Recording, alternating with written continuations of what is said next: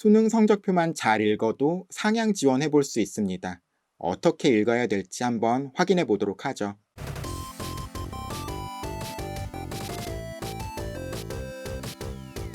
안녕하세요. 진학사 홍성수입니다.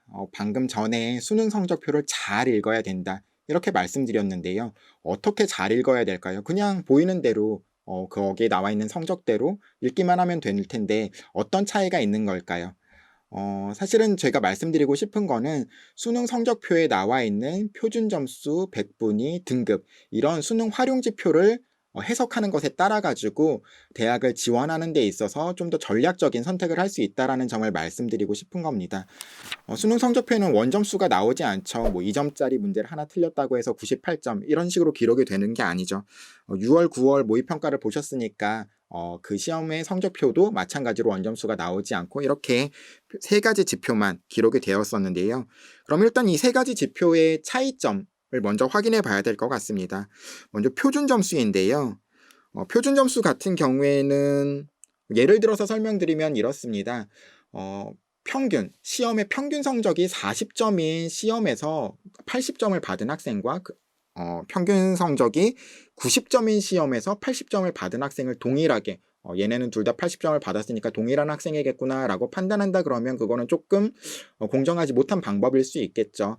그렇기 때문에 시험의 난이도라든지 아니면 과목 간의 편차라든지 이런 것들을 조금 보정하기 위해서 적용된 지표라고 생각하시면 될 것 같습니다. 원점수라든지 평균 성적이라든지 아니면 표준 편차 이런 것들을 활용해서 작성이 되는데요.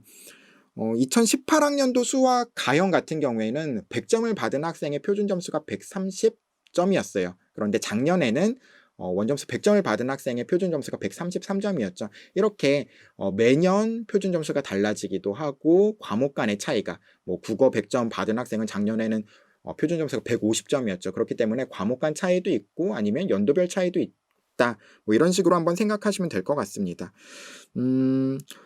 백분위는 이렇습니다. 조금은 더 이해하기 쉽죠. 그러니까 시험에서의 나의 상대적 위치를 나타낸다 라고 생각하시면 될 것 같아요. 그러니까 표준 점수 상으로 따져가지고 줄 세웠을 때, 학생들을 줄 세웠을 때 100명이 시험 본 시험에서 7등을 했다 라고 한다 그러면 백분위는 93 이런 식으로 표현이 됩니다. 그러니까 나의 상대적인 위치를 확인할 수 있는 것이다, 지표다 라고 생각하시면 될 것 같고요. 마지막으로 등급은 워낙 수시에서도 많이 강조가 되니까 많이들 알고 계실 것 같아요. 근데 정시에서는 사실 등급보다는 표준 점수와 백분위가 강조가 됩니다. 등급은 거의 영어나 한국사를 제외하고는 잘 활용되지가 않아요. 모든 과목을 등급으로 활용하는 대학은 5손가락 안에 꼽습니다. 대부분의 대학은 국어나 수학, 탐구 과목 같은 것들을 표준 점수 혹은 백분위를 활용하죠. 그렇기 때문에 어떤 지표를 활용하는지에 따라서 내가 상향을 지원하려고 할 때는 어떤 대학을 지원할지 아니면 안정적인 선택을 하기 위해서는 어떤 대학을 지원할지가 조금 달라진다라고 볼 수가 있는데요. 작년 수능 국어를 예를 들면서 말씀드리도록 하겠습니다. 작년 수능 국어는 다 아시겠지만 굉장히 많이 어려웠어요. 그래서 원점수 93점을 받은 학생부터 100점을 받은 학생까지 모두 다 1등급이었습니다.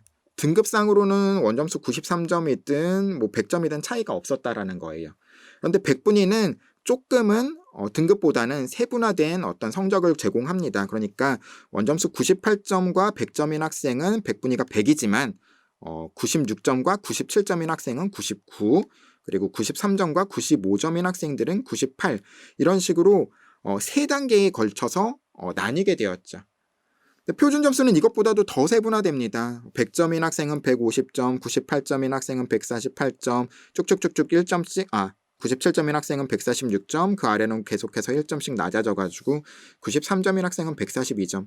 그러니까 총 7개의 단계로 나뉘어진다라고 볼 수가 있죠. 이렇기 때문에 내가 상향 지원을 하려고 한다. 내가 만약에 원점수 95점을 받은 학생이다라는 걸 가정으로 해서 한번 얘기를 해볼까요? 내가 만약에 95점을 받은 학생이다라고 하는데 내가 좀 상향으로 지원하고 싶어 라고 할 때에는 나보다 위에 있는 학생과의 격차가 줄어들 수 있는 지표를 확인해야겠죠. 그렇기 때문에 상향으로 지원하고 싶다라고 한다 그러면 원점수 100점인 학생과 표준 점수를 활용하는 대학에 지원하게 된다 그러면 6점의 차이가 나지만 백분위를 지원하는 대학 대학과 100분위 를 활용하는 대학에 지원하게 된다 그러면 이점밖에 차이가 나지 않습니다. 따라서 상향으로 지원하고자 한다 그러면 100분위 를 활용하는 대학을 지원하는 게 조금 더 유리할 수가 있는 거죠.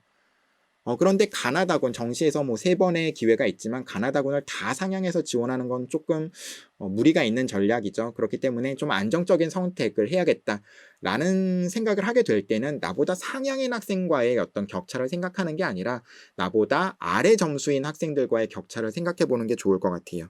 그럴 때에는 100분위를 활용하는 대학이라고 한다 그러면 나랑 93점을 받은 학생과의 차이가 없지만 표준 점수를 활용하는 대학을 활용한다 그러면 2점의 차이가 생기는 거기 때문에 표준 점수를 활용하는 대학에 지원하는 것이 내 아래인 학생과의 격차를 더 늘릴 수 있는 그런 방법이 되는 거겠죠.